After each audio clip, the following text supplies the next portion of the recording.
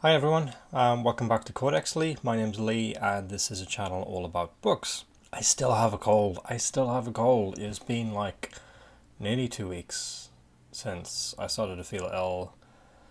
I'm sick of being sick. I thought I would do this tag today. I haven't actually been tagged myself to do this, but I thought it was, as soon as I saw it, I thought, that is a tag for me. I've been looking for an interesting tag that I could participate in, and I think this is a good one.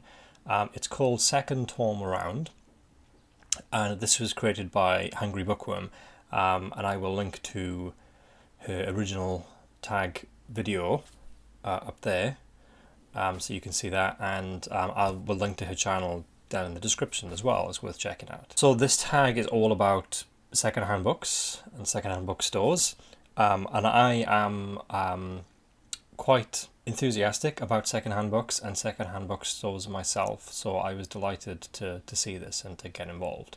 So let's just jump straight into the questions. Question number one is, do you buy secondhand books?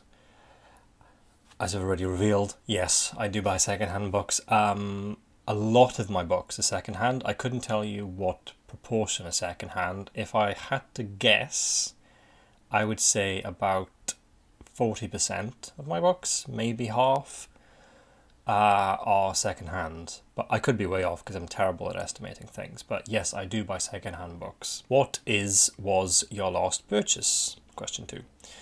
My last purchase was this book, Manhattan Moves Uptown, an illustrated history by Charles Lockwood.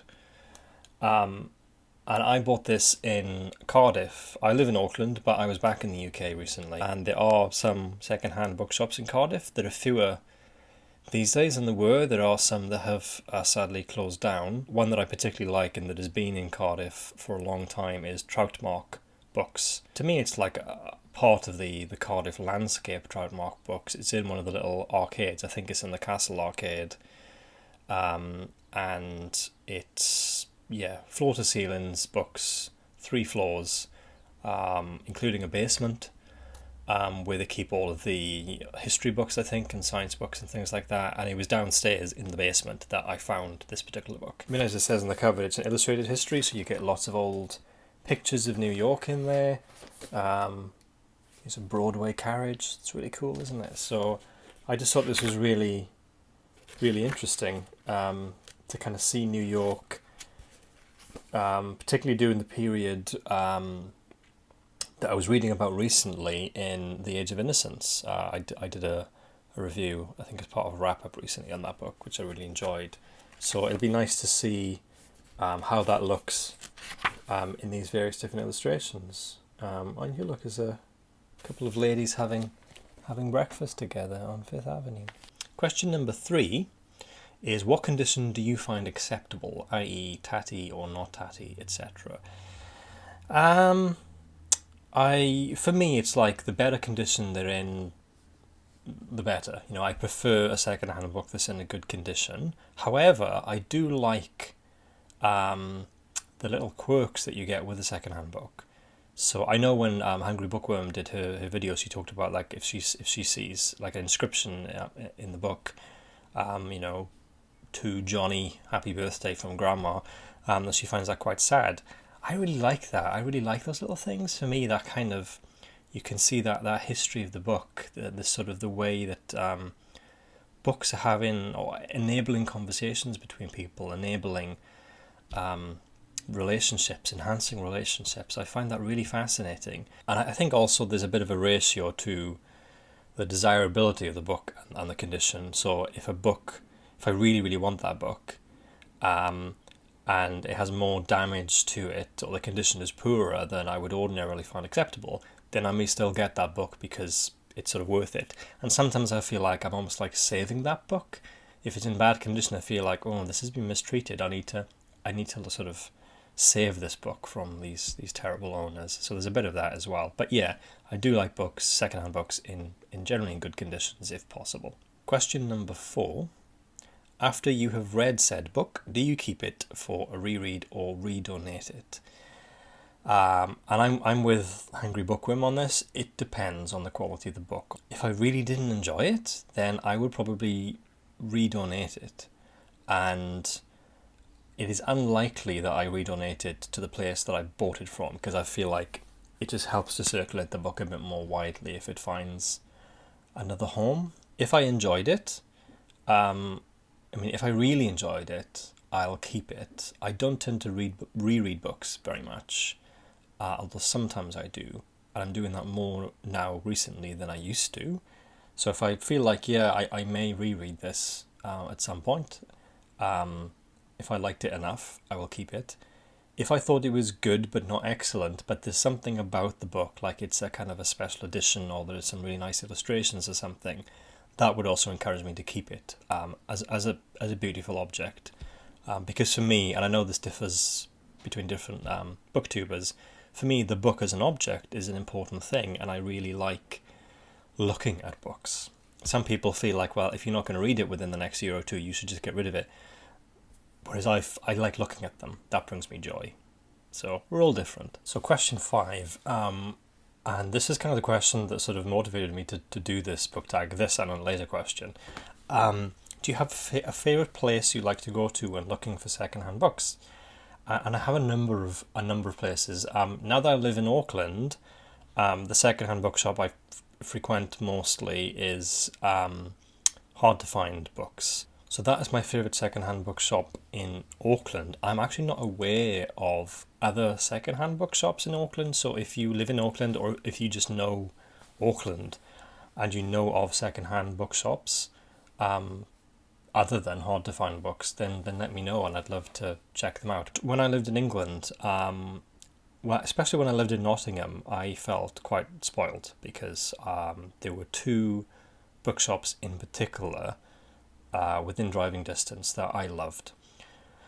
My favourite one, and probably my favourite second-hand bookshop in the whole world, at least so far, is Scarthin Books in a place called Cromford, which is in rural Derbyshire. I heard of this place called the Heights of Abraham in Matlock Bath, and you could take the train from Nottingham all the way up past Cromford up to Matlock Bath, and then there was like a cable car you could take up to the Heights of Abraham. We actually walked from Matlock Bath into Cromford, which is quite a walk. You kind of walk through some woods and through some fields and things, and you come out sort of near to Scarthin Books in Cromford.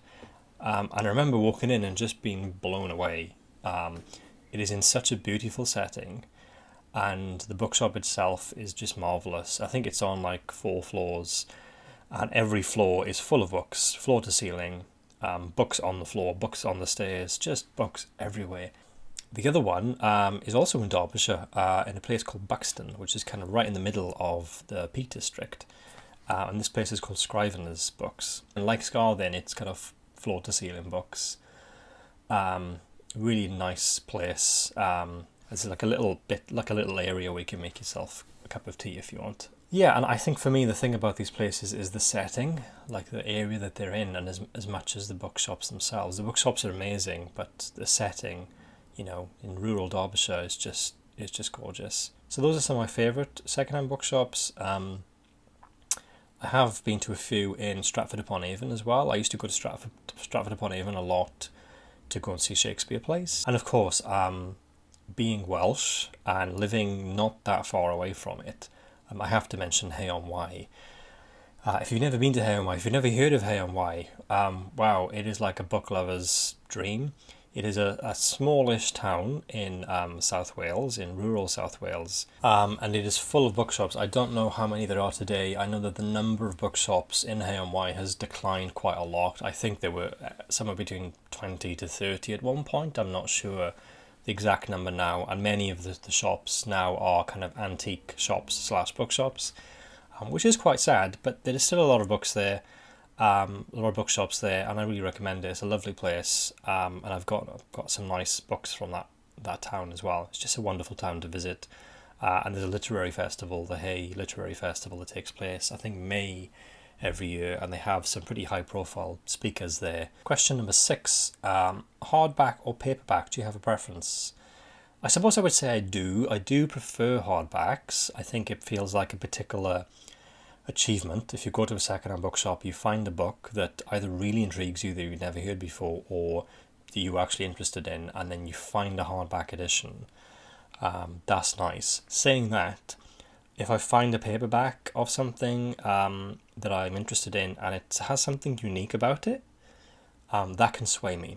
To give you an example, this is actually one of the more recent purchases. This is from hard to find bookshops in here in Auckland, and I was looking for John Dos Passos's USA trilogy. I was looking for a copy of the entire trilogy, and the guy in the bookshop said to me, "Oh, we've got all three of them," because I'd actually bought a book of critical essays about Dos Passos, and then when he saw that, he said, "Oh, we've actually got the USA trilogy if you want it." So we really get the three of them together, but we've got some really nice editions, and I'll show you them. And they have some how can I say, bawdy illustrations on the front that are, I guess, somewhat questionable today, but still quite fascinating objects. So this is the first book, which is called The Big Money. As you can see, they're quite small. So that's the first book, and then you've got the 42nd parallel, which is the second book.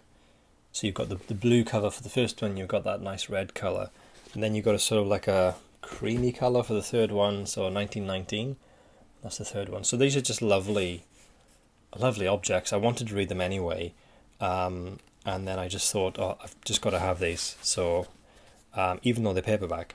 Okay, question number 7. Have you found any real gems? This was the other question that I was excited to answer. I've picked out 3. There are many others that I could show you, but I wanted to talk about these 3. Let's start with this one, which I couldn't find on Goodreads. I actually scanned my entire book collection. I've been doing over the last couple of weeks to get them all onto Goodreads for a little book project that I'm going to be sort of doing next year. Just because I wanted to kind of catalogue all my books anyway. And this was the only one that I just couldn't find on Goodreads. I couldn't find any edition of it, and I did try. It's called Flower of Cities, A Book of London, and what a lovely cover that is. Look at that. And on the back as well. Isn't that gorgeous? It's just lovely. So this is like a series of essays, essentially, where 22 writers have chosen each of his own favourite aspects of London. And then it's full of illustrations as well. So this was published in 1949, and the book is in incredibly good condition for something published in 1949, which is nice. There are some colour plates in here as well, so that's St James's Park in there. So what have we got here? Oh, the interior of St Paul's Cathedral circa 1790. So it's just lovely. I really like this, and I actually have this sort of standing up like that on my bookcase just because I think it just looks really nice. Sadly, I can't remember where I bought this from. There are a number of books where I just can't remember where I got them from, and this is one of them, unfortunately. Another one that's a gem is T. Lawrence's 7 Pillars of Wisdom, and I just think that's a really nice edition of this. I do remember where I got this. I bought this in a second-hand bookshop in Stratford-upon-Avon. Look at these illustrations. Isn't that amazing? It's T. Lawrence. It's just a lovely, lovely edition. And then the third and final gem, and I got this from one of the bookshops I've already mentioned, which is Scriveners in Buxton. And this is Robinson Crusoe by Daniel Defoe. I mean, look at that. Look at it. It's just gorgeous.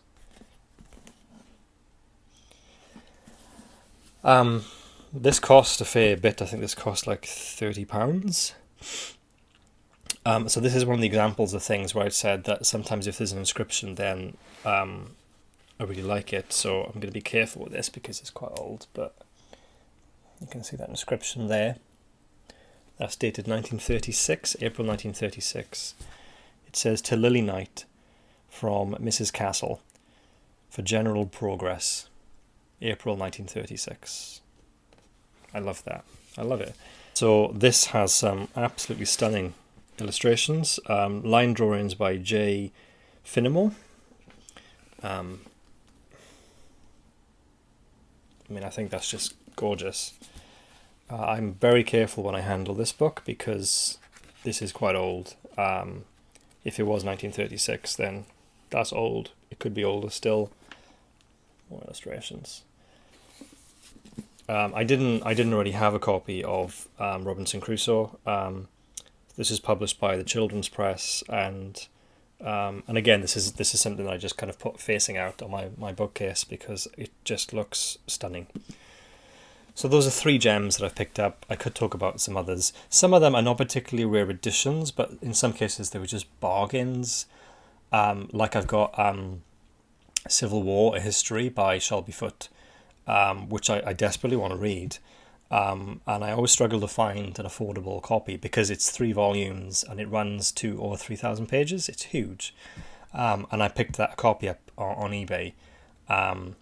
So the British Heart Foundation, if you don't know, have an eBay store and they sell secondhand books, and that sometimes you can pick up real bargains and the money all goes to a good cause. So yeah, I've got some bargains and I've got some editions that are just lovely. And this is why I say to me, like, the book as an object means as much to me as the content, because I think these things are just gorgeous. They bring me joy. So the last 2 questions, one's an optional one, which is find a book from your shelves that you can donate to a good cause or your local charity Goodwill shops. I don't have any at the moment I want to give away, but this is something I do on a semi-regular basis. If I read something and I'm not particularly attached to it, I will tend to donate it. I said earlier that I'm only aware of one secondhand bookshop in Auckland, and that was a big lie. There's one here where I live. I live in a place called Glen Eden, which is out in West Auckland, and there's a bookshop here called the Book Exchange. And I did actually donate some things there before, and I completely forgot about the Book Exchange. It's a lovely little bookshop, and they have a little cafe there as well. So I donated a pile of Stephen King books to them recently.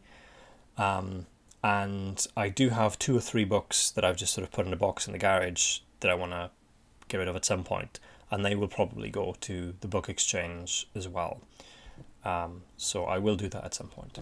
Finally, question 9.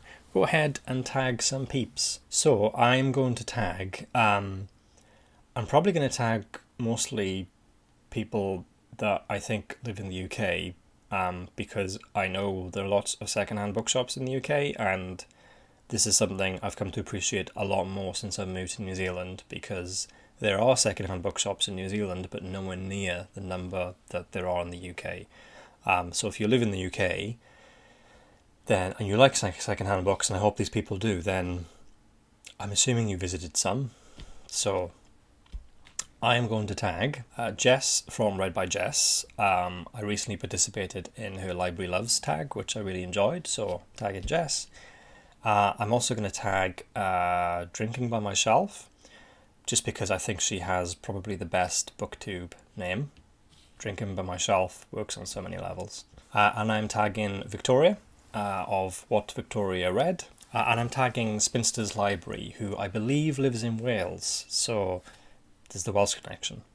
So that's it. Those are the 4 people I'm tagging, and I will link to their channels down below as well, and you should totally check them out because they're great. I don't really say this often enough because I keep forgetting, but please subscribe to my channel if you enjoy what I'm doing. Please like this video if you enjoyed this. I don't really have many subscribers. I haven't been here that long, but I'm trying to make this interesting, and if you think it's interesting, then please subscribe or like, and I'd really appreciate that. I'm still figuring this thing out, but I do have really exciting plans for next year on this channel. There are 2 projects that I'm excited about, one in particular that I'm really excited about, that I can't wait to tell you about, that I hope that you will join me in doing. So do stick around for that. Anyway, I hope you enjoyed this tag, and thank you to The Hungry Bookworm for starting this. I love secondhand books, and if you live anywhere near a secondhand bookshop, then please visit it, or purchase their books online. If you don't live near one, I do purchase a lot of secondhand books online, and support secondhand bookshops, support independent bookshops. There are far fewer of them these days than maybe there ought to be, so show your support. Thank you.